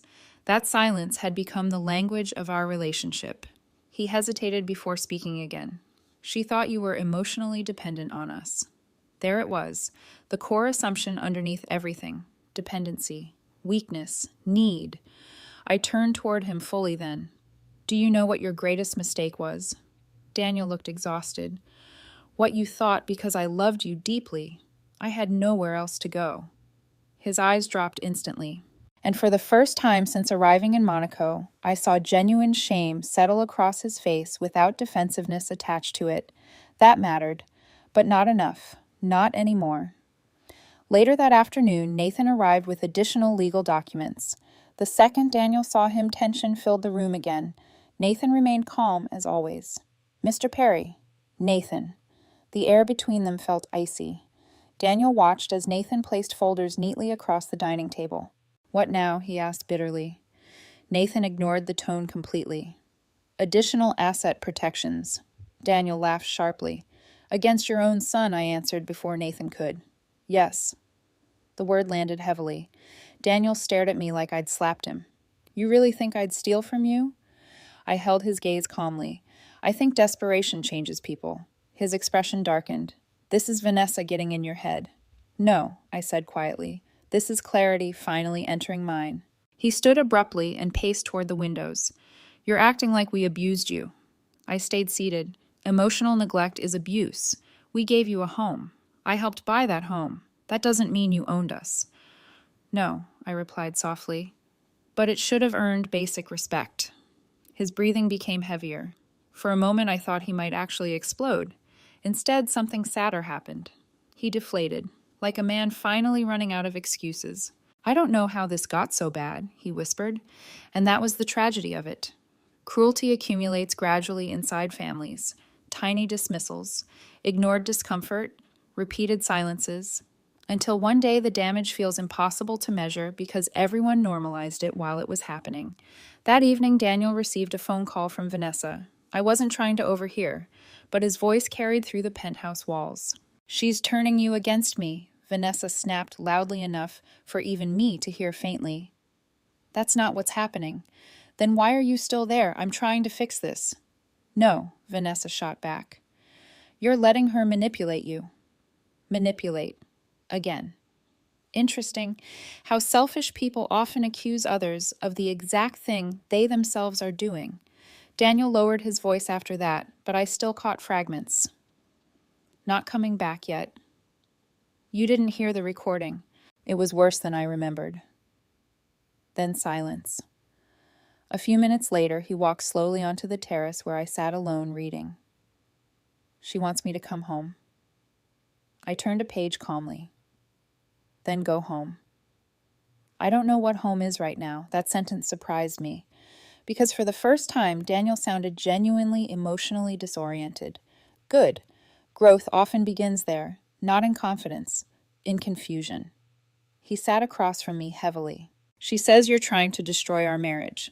I closed the book carefully. "Your marriage was already damaged if basic respect for your mother threatened it." Daniel stared down at his hands. "I think Vanessa's scared. She should be." His head lifted sharply. "Mom, I'm serious." I leaned forward slowly.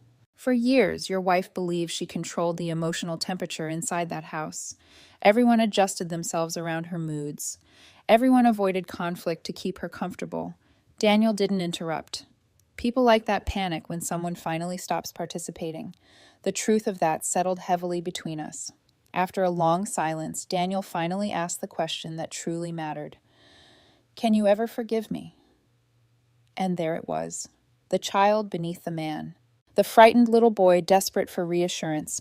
My chest hurt instantly, because part of me wanted to say yes immediately. That's what mothers do. We comfort first. But comfort without accountability had already destroyed too much. So instead I answered honestly, "I don't know yet."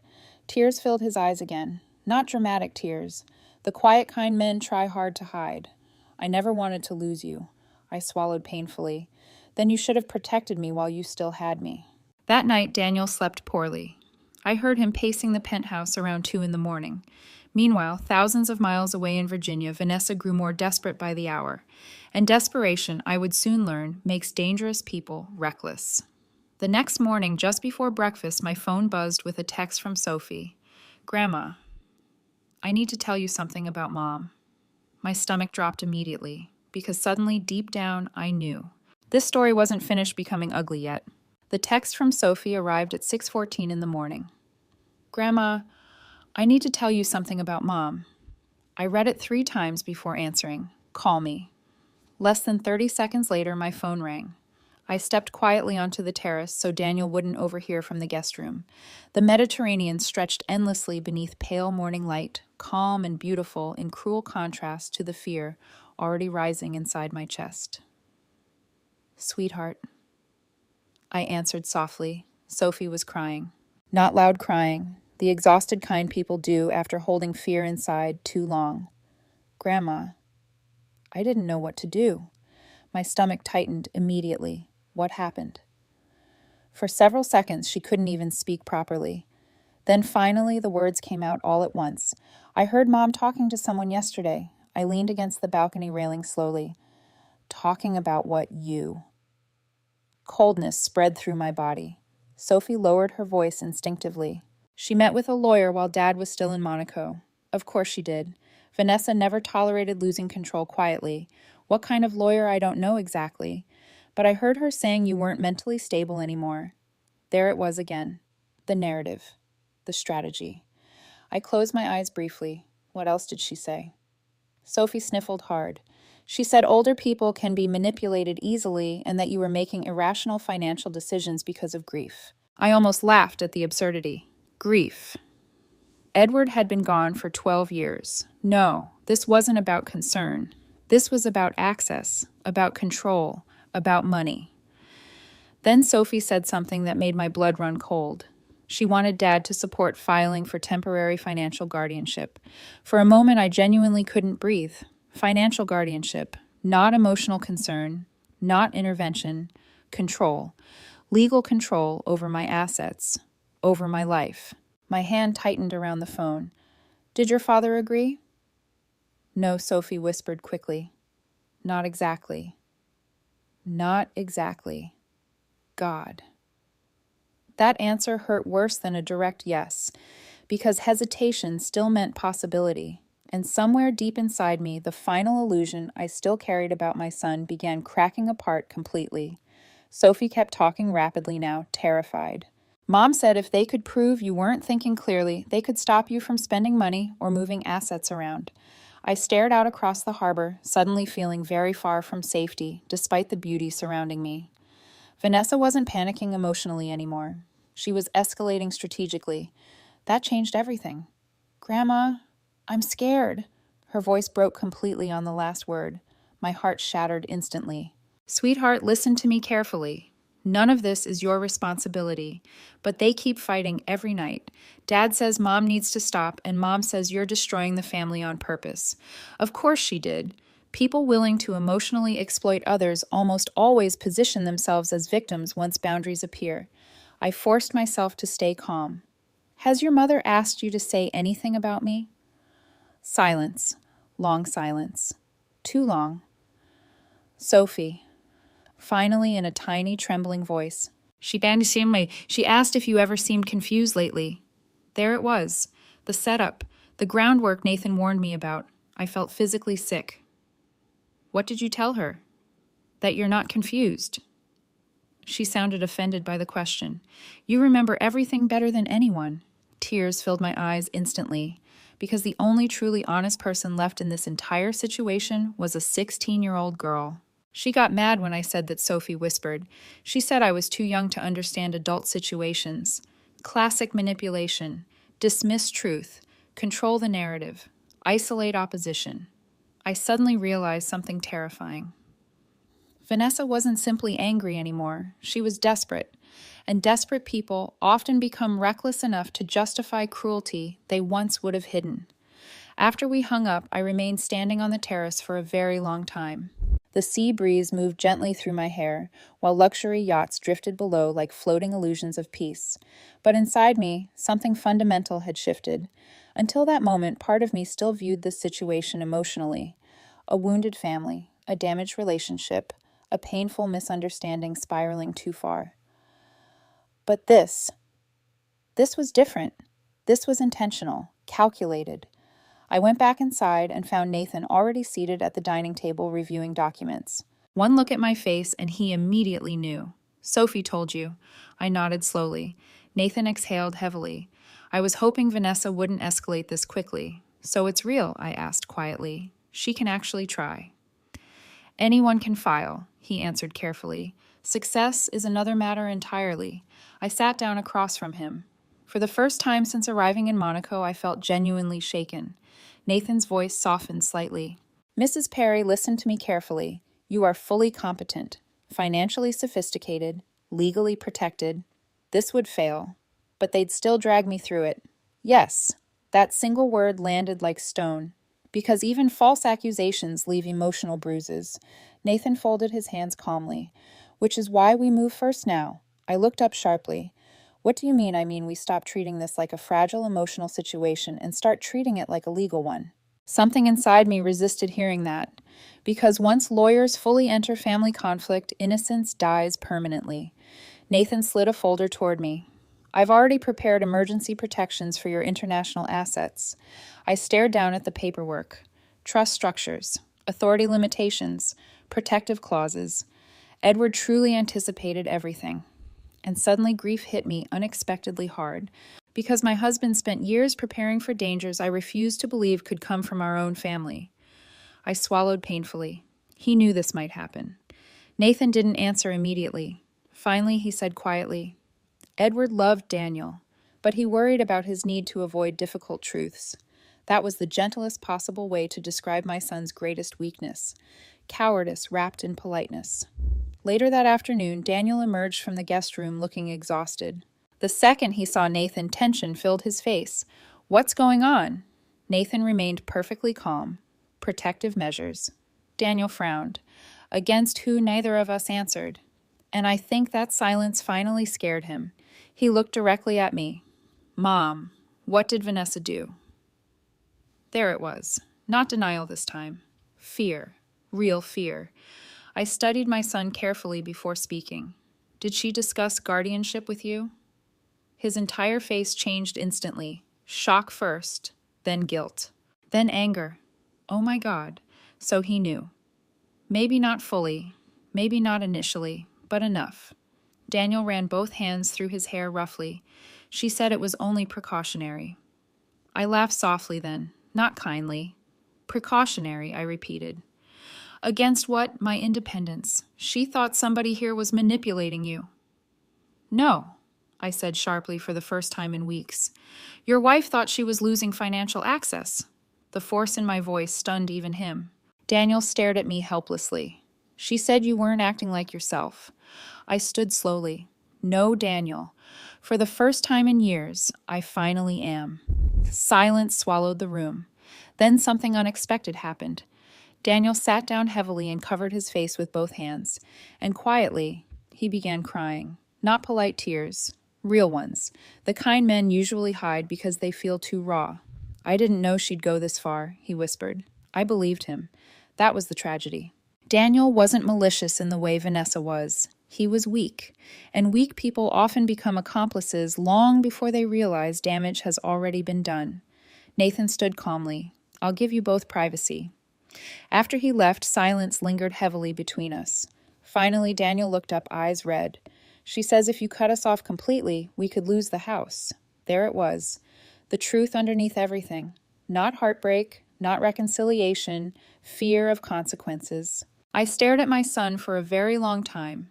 Then I asked quietly, "Do you even know what hurts me most anymore?" He looked devastated. "What?" "That somewhere along the way, you stopped seeing me as a person and started seeing me as infrastructure." His face crumpled instantly, and for the first time since this nightmare began, Daniel Perry truly looked ashamed of himself. I returned to Virginia 3 weeks later, not because Vanessa deserved another chance, not because Daniel begged hard enough, and certainly not because I missed that house. I returned because some endings deserve witnesses. Nathan arranged everything carefully. The meeting would take place at a private legal office in Richmond neutral territory. No emotional ambushes, no theatrical manipulation, no opportunities for Vanessa to control the environment. For the first time in my life, I stopped entering family conflict unprotected. The morning of the meeting, rain covered the city in soft gray mist. I sat silently in the back seat of the town car while Virginia blurred past the windows. Familiar roads, familiar stores, familiar neighborhoods. And yet everything felt distant now, like I was visiting a former version of myself rather than returning home. Nathan sat beside me, reviewing documents one final time. "You don't need to defend your emotions today," he reminded me calmly. "Just tell the truth." Truth. Funny how frightening truth becomes inside families built on avoidance. When we arrived, Daniel was already waiting in the conference room. The second I walked inside, I noticed how different he looked. Thinner, exhausted, older somehow. Guilt ages people too. He stood immediately when he saw me. "Mom." I nodded politely. Vanessa arrived 2 minutes later. And the second she entered the room, I understood something instantly. She still believed she could control this. Her posture remained polished. Expensive cream coat, perfect makeup, calm expression carefully rehearsed for legal settings. But her eyes gave her away. Fear. Nathan greeted everyone professionally while another attorney sat quietly beside Vanessa. Interesting. She actually brought representation. Good. That meant reality had finally reached her too. The meeting began stiffly. Nobody knew how to act like family anymore, because we weren't functioning as family at this point. We were people standing inside the wreckage of trust. Vanessa folded her hands neatly on the table. "First, Caroline, I want to say I'm sorry. Things became so emotionally complicated." Emotionally complicated, there it was again. Language designed to blur accountability. I smiled faintly. You mean humiliating me publicly? Searching my belongings? Attempting financial guardianship? Her expression tightened immediately. That's not fair. No, I replied softly. What happened to me wasn't fair. Daniel rubbed his forehead heavily. Can we please just try to calm down? I looked at my son carefully, even now, still desperate for emotional comfort over truth. Nathan opened a folder calmly. Mrs. Perry requested this meeting to establish boundaries and formally address several concerns. Vanessa shifted uncomfortably. Good, Nathan continued. Specifically attempted financial interference, coercive behavior, and documented emotional mistreatment. The word documented visibly rattled her, because manipulative people survive through ambiguity. Evidence terrifies them. Vanessa straightened immediately. This is becoming ridiculous. Nathan slid several printed pages across the table.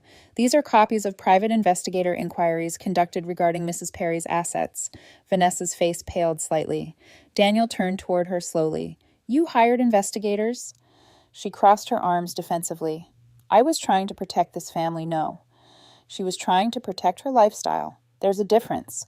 Nathan calmly continued.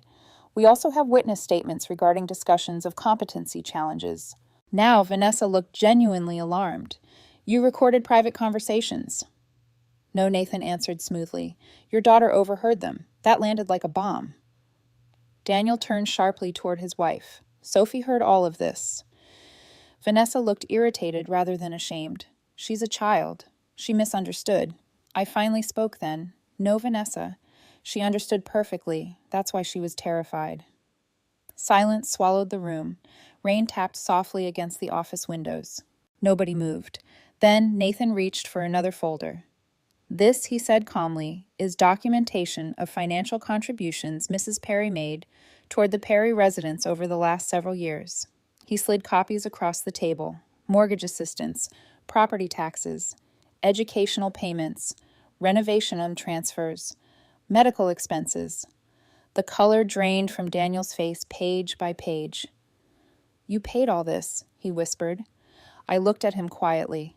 You never asked. That hurt him. I could see it immediately, because suddenly the story he told himself about me living there for free collapsed completely. Vanessa recovered first. Well, Caroline chose to help. Ah, yes. The classic defense of exploitative people. Technically voluntary, therefore emotionally irrelevant. I leaned forward slowly. I helped because I loved my family, I said calmly, not because I agreed to become disposable afterward. For once, Vanessa had no immediate response.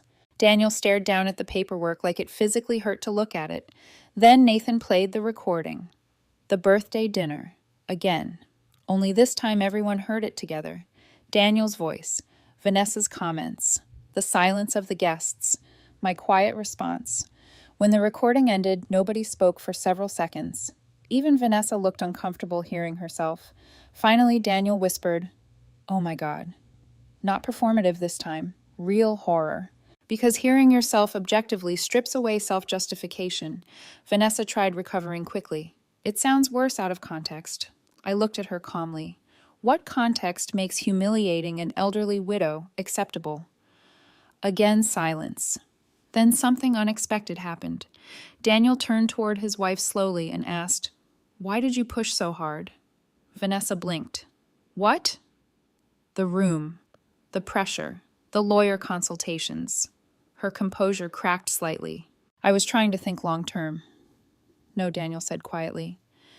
You were trying to get rid of her. The room went still, because finally, someone had said the truth out loud. Vanessa's eyes flashed immediately. Oh, please, don't act innocent now, Daniel. You agreed with me. And there it was, mutual guilt exposed under pressure. Daniel looked devastated. You told me she needed boundaries, and you wanted your life back. I never wanted this. Vanessa laughed sharply. Yes, you did. You just wanted me to be the bad guy saying it. Every word hit like shattered glass, because deep down it was true. Daniel outsourced cruelty because he lacked the courage to own it openly. He wanted comfort without accountability. Vanessa simply became the louder version of impulses he already tolerated. I sat there listening quietly while years of denial collapsed between them in real time. Then Vanessa made her final mistake. She looked directly at me and snapped. "You disappeared to Monaco and turned everyone against us." I met her gaze calmly. "No, Vanessa, you did that yourselves." The simplicity of the truth silenced the room again. Nathan then placed one final document on the table, Mrs. Perry's revised estate structure. Daniel looked confused reading it, then shocked. "Sophie," I nodded. "Yes." My granddaughter's educational and future financial trust had already been secured independently, protected, untouchable. Daniel swallowed hard. "But I'm not listed?" "No." The word landed heavily. Not vindictive, just final. Tears filled Daniel's eyes immediately. "Mom." I looked at my son with more sadness than anger now. "You confused access with love for too long," I said quietly. "I won't let Sophie grow up making the same mistake." Vanessa stood abruptly. "This is insane." "No." What was insane was how long I tolerated being emotionally erased to preserve family peace. Daniel suddenly looked unbearably tired. Not angry anymore, just broken open by reality. And for the first time since this entire nightmare began, he finally seemed ready to see himself honestly. The meeting ended without shouting. That surprised me. For months I imagined some dramatic explosion. Tears, accusations, doors slamming. Instead, the end of my old family sounded quieter than rain against office windows. Vanessa left first. She gathered her designer handbag with trembling hands and walked toward the door without looking at anyone directly. But just before exiting, she turned toward Daniel one final time. "If you walk away from me over this," she said coldly, "you'll regret it. Not 'I love you,' not 'let's fix this,' a threat." Daniel stared at her silently for several seconds. Then he said something I never thought I would hear from my son. "I already regret who I became." Vanessa's face hardened instantly, and then she left. Just like that. No dramatic farewell, no apology, only anger that her control had finally broken apart in front of witnesses. The room felt strangely empty afterward. Nathan quietly gathered documents into neat folders, while the other attorney excused himself politely. Soon, only 3 people remained: me, my son, and decades of damage sitting silently between us. Daniel stayed seated, staring at the table long after everyone else finished speaking. For the first time in his life, nobody was rushing to comfort him from consequences. Not me, not Vanessa, nobody. And maybe that was exactly what he needed. Finally, he looked up. "I don't even know where to start." His voice sounded smaller somehow, more honest. I studied him quietly. "You start by telling the truth." He swallowed hard. Then slowly, painfully, the truth finally began coming out. Not excuses. Truth. "I knew Vanessa treated you badly sometimes," he admitted softly, "but I kept telling myself it wasn't serious enough to confront." I nodded once, because I already knew that. "She'd complain constantly after you went upstairs. About space, about privacy, about money." His eyes filled with shame again. "And instead of protecting you, I kept trying to keep everybody comfortable." There it was, the core sickness underneath everything. Conflict avoidance disguised as peacekeeping. Daniel rubbed both hands over his face. "I think I convinced myself you'd always forgive me no matter what." That one hurt, because it was true too. I spent decades teaching my son that my love had no limits. Unfortunately, people often treat limitless love carelessly. "I raised you that way," I admitted quietly. His eyes lifted immediately. "No, Mom, this isn't your fault. Part of it is." He shook his head instantly. "You loved me." "Yes," I said softly, "but I also protected you from consequences too often." Silence settled heavily again. Then Daniel whispered, "I don't think I really understood what loneliness felt like until you left." That sentence reached somewhere painful inside me, because despite everything, he was still my child. Broken people can still be loved, but love no longer meant surrendering myself. That distinction changed everything. Later that evening, Daniel asked if we could walk together before his flight home the next morning. We ended up near the James River just before sunset. Virginia looked beautiful in autumn. Golden leaves drifted slowly across sidewalks, while distant church bells echoed softly through the city. For years, I would have treasured this kind of moment automatically, mother and son repairing things. But now everything felt more cautious, more real. No illusions left. Daniel shoved his hands into his coat pockets. I don't think Vanessa and I are going to survive this. I stayed quiet, because honestly, the marriage had already been sick long before Monaco entered the picture. She says I betrayed her. And do you think you did? He stared toward the river for a long time before answering. I think I finally stopped lying to myself. That was probably the most emotionally mature thing my son had ever said. We kept walking slowly. Then Daniel asked the question I knew was eventually coming. Do you think I'm a bad person? I stopped beside the railing and looked at him carefully. No, I answered honestly. I think you became weak in ways that hurt people. He looked devastated hearing that anyway, because truth hurts more than insults. Insults create defensiveness. Truth creates reflection. Daniel's voice cracked slightly. I loved you. I know. Then why did I treat you like that? I looked out across the water before answering, because familiarity can make people careless with precious things. Tears slid quietly down his face. I hate who I became. That sentence stayed with me, because for the first time his shame no longer sounded performative. It sounded awakening. There's a difference. One seeks forgiveness immediately. The other sits honestly inside discomfort long enough to change. As darkness slowly settled around the river, I finally told him something I'd been carrying for years. Your father worried this would happen. Daniel looked stunned. What? He believed you confused comfort with stability. Daniel stared down at the sidewalk silently. He used to tell me accountability builds character, I continued softly. And I kept protecting you from hard truths because I thought love meant rescuing. I smiled sadly. But real love prepares people for reality. We stood there quietly while cold evening wind moved through the trees. Then Daniel whispered, Can we ever fix this The question every wounded family eventually asks. Can broken trust return to what it was before I answered him honestly? No. His face fell immediately. But I continued gently, that doesn't mean we can't build something healthier than what we had. He looked confused. What do you mean? I mean forgiveness isn't pretending nothing happened. I turned fully toward him. It means rebuilding with truth instead of denial.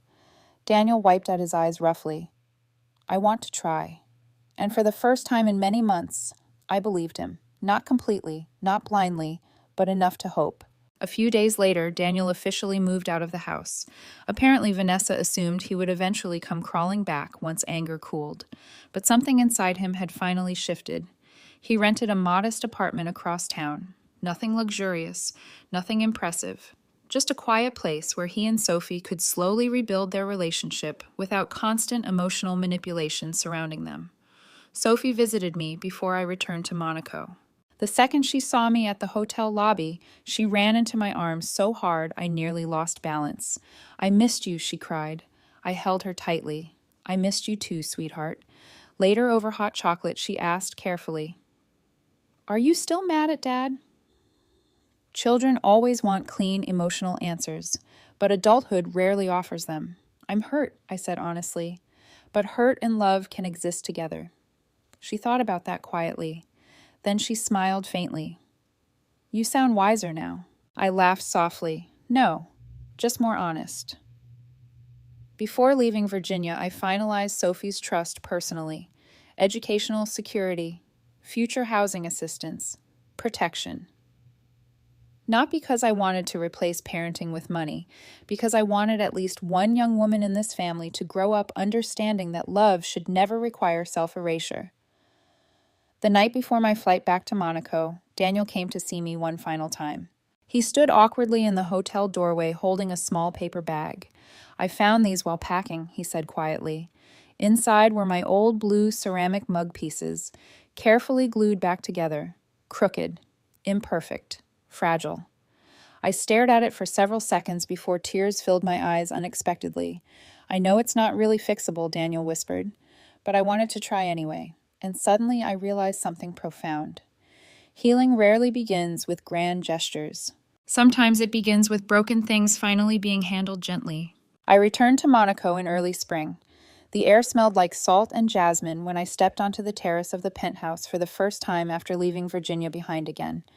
The Mediterranean stretched endlessly beneath soft golden sunlight, calm and shimmering, like nothing painful had ever happened anywhere in the world. Funny how nature does that. Human beings break each other's hearts, while oceans continue sparkling peacefully beside us. Gloria hugged me tightly the night I arrived back. Well, she asked, with raised eyebrows over dinner, did America survive the reckoning? I laughed softly for the first time in what felt like years. Barely. That became the beginning of my new life. Not revenge, not bitterness. Life. Real life. For months I had imagined healing would feel dramatic somehow. Like triumph. Like standing on a mountain screaming freedom into the wind. Instead, healing arrived quietly. In mornings without tension. In peaceful coffee on the terrace. In choosing what I wanted without guilt attached to it. That was the strangest adjustment of all. Learning I was allowed to exist without constantly earning my place through sacrifice. At 68 years old, I was finally discovering myself again. I started walking every morning along the marina, the same elegant path Edward and I used to stroll during our younger years in Europe. Only this time I walked slower. More attentively, I noticed things now. The sound of water touching the docks, the laughter drifting from cafes, the way older women here carried themselves unapologetically. No shrinking, no invisible guilt for aging, just presence. I began volunteering twice a week with an international foundation that supported older women recovering from financial and emotional abuse within families. At first, I only intended to donate quietly. But one afternoon, during a private luncheon, a woman named Miriam shared how her son slowly convinced her she was too emotional to manage her own money after her husband died. Another woman admitted her daughter isolated her from friends while gaining control of her accounts. As I listened, something inside me shifted painfully. Because suddenly I understood my story wasn't rare. That was the frightening part. So many women spend decades sacrificing themselves for family only to become inconvenient once they age, invisible, manageable, disposable. And worst of all, many of us accept it because we were raised believing motherhood meant endless self-erasure. After that day, I became more involved with the foundation. Not because I wanted attention, because I wanted other women to understand boundaries before losing themselves the way I almost did. Meanwhile, back in Virginia, Daniel's life changed slowly too. Not magically, not perfectly, but honestly. He and Vanessa separated officially 4 months after the legal meeting. Apparently, once financial pressure entered the marriage fully, all the emotional cracks they'd ignored for years finally split open. Sophie later told me the house felt quieter afterward. Sad, but quieter. Daniel started therapy. That surprised me most. My son spent most of his life avoiding uncomfortable truths, and suddenly he was choosing to sit directly inside them. Growth really is painful. We spoke occasionally by phone, never forced, never pretending everything was fine, but gradually more real. One evening, while I sat watching sunset over the Mediterranean, Daniel confessed something that stayed with me. I think I spent my whole life assuming you'd always absorb everyone's damage. I closed my eyes hearing that. Because he was right. I had trained the people around me to expect endless emotional endurance. And when you teach people your pain has no limits, they eventually stop noticing when you're hurting. Not anymore, I answered softly. No, he said quietly. I know. And strangely enough, that acknowledgement mattered more than apologies ever could. Sophie visited Monaco that summer. The moment she stepped onto the penthouse terrace, her jaw dropped dramatically. Oh my God, she whispered. Grandma, this is insane. I burst out laughing. Real laughter. The kind that feels light in your chest instead of heavy. For 2 weeks, we explored Monaco together. We ate pastries at tiny cafes near the harbor, took trains into the French countryside, shopped in little markets overflowing with lavender and handmade soap. At night, we sat on the terrace eating strawberries, while Sophie told me stories about school friendships and the strange emotional chaos of being 16. One evening, she asked quietly, "Do you think Dad's really changing?" I looked out across the water thoughtfully before answering, "Yes. How can you tell?" "Because real change sounds humble." She thought about that for a moment, then nodded slowly.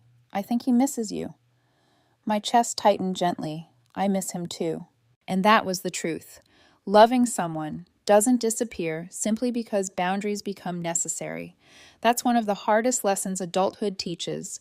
Sometimes love remains, but access changes. Near the end of Sophie's visit, she found me early one morning, standing alone on the balcony watching sunrise. "You look peaceful here," she said softly. I smiled. "I am." She wrapped her arms around me gently. "I'm proud of you, Grandma." Those words nearly made me cry. Because for so much of my life, I measured my worth through usefulness. What I gave, what I fixed, what I tolerated. And now this young girl, this child, watching our entire family break and rebuild itself, saw something different in me. Strength. Not sacrifice, strength. A year after leaving Virginia, I received a package from Daniel. Inside was a photograph. The old family house had been sold. Attached was a handwritten note. "I should have protected you long before you had to save yourself alone. I'm sorry. I'm trying to become someone better now. No excuses, no guilt manipulation, just truth." I placed the letter beside Edward's old wristwatch in my bedroom drawer. Then I walked onto the terrace one final time before dinner. The Mediterranean glowed deep blue beneath the evening sky, while lights slowly flickered alive across Monaco. Beautiful, peaceful, mine. And standing there high above the harbor, warm wind moving softly through my hair, I finally understood something I wish every woman could learn before losing herself completely. Peace is expensive, but abandoning yourself costs far more. At 68 years old, I learned that love without boundaries eventually becomes permission for people to take you for granted. For most of my life, I believed sacrifice was the purest form of motherhood. I believed enduring discomfort quietly made me strong. I believed that if I kept loving hard enough, giving enough, forgiving enough, my family would naturally value me in return. But life taught me something much more difficult. People do not always respect what is endlessly available. And sometimes the people we love most become the ones most comfortable overlooking our pain. That doesn't mean we stop loving them. It means we finally learn to love ourselves too. Leaving my son's house was not really about Monaco. It wasn't about wealth. It wasn't revenge. It was about dignity. About remembering that aging does not reduce a woman's worth. About understanding that loneliness inside a family can hurt more deeply than living alone ever could. And most importantly, it was about learning that boundaries are not cruelty. Boundaries are self-respect. My relationship with Daniel will never fully return to what it once was. Some wounds permanently change the shape of love. But sometimes broken relationships rebuild themselves into something more honest than they were before. Not perfect, just real. And honestly, real is better. If this story touched your heart, I'd truly love to hear from you in the comments. Have you ever felt invisible to the people you sacrificed everything for? And do you believe family should always be forgiven, no matter what? Don't forget to like and subscribe if you enjoy emotional family stories like this one. And wherever you are in the world tonight, please remember this: you are never too old to choose yourself.